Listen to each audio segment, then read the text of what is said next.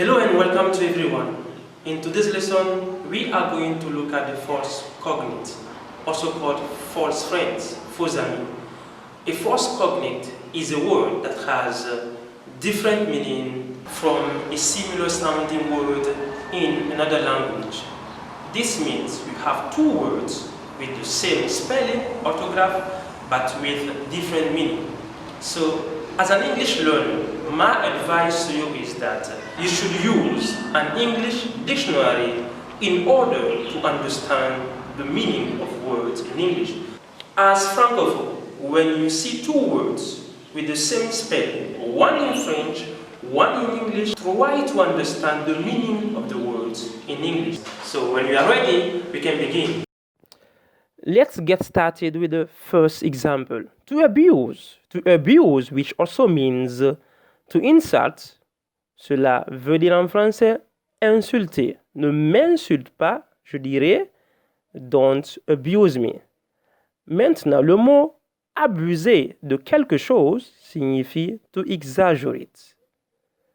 Actual, which means real, so actual signifie réel, effectif, qui n'a rien à voir avec l'imaginaire, encore moins la fiction.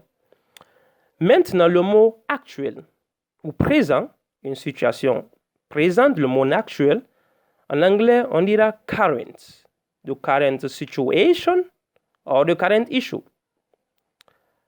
Actually ne veut pas dire actuellement en français. C'est l'une des erreurs que font les apprenants de la langue anglaise. Actually, qui veut aussi dire en anglais in fact, signifie en français en fait ou en effet. Maintenant, le mot actuellement, le mot actuellement signifie currently. Or nowadays, qui signifie aussi de nos jours. Affaire signifie en français liaison. Je dirais my family affair or my private affair. Maintenant, les affaires, en anglais on dira business. Next is appointment. Appointment signifie rendez-vous. I have an appointment with my friend. J'ai un rendez-vous avec mon ami. Maintenant, le mot appointment, qui est une rétribution attachée à un emploi. Et elle est faite sur la base horaire ou hebdomadaire. En anglais, on dira wages. Wages is different from salary because salary is on monthly basis. To assist also means to help, qui signifie en français aider. Maintenant, assister à quelque chose, c'est to attend. As-tu assisté à la dernière réunion? Have you attended the last meeting? So, assister à quelque chose, c'est to attend. Attend veut aussi dire fréquenter. Je peux aussi dire quelle école fréquentes-tu? Je pourrais dire what school or which school do you attend? Now, the next one is attend, qui veut dire en français assister à quelque chose, comme je l'ai expliqué. Maintenant, le verbe attendre signifie to wait. So, vous voyez que l'orthographe attendre a trait un peu à attendre. Et ils ne sont pas à confondre. Je réitère, attendre means assister à ou fréquenter, par exemple, une école, une université. Mais le verbe attendre signifie en français to wait. Audience. My audience, en français, c'est le public, l'auditoire. Maintenant, en anglais, en français, lorsqu'on parle d'une audience, d'une entrevue ou d'une audition, on peut parler de meeting. I have an audience with somebody.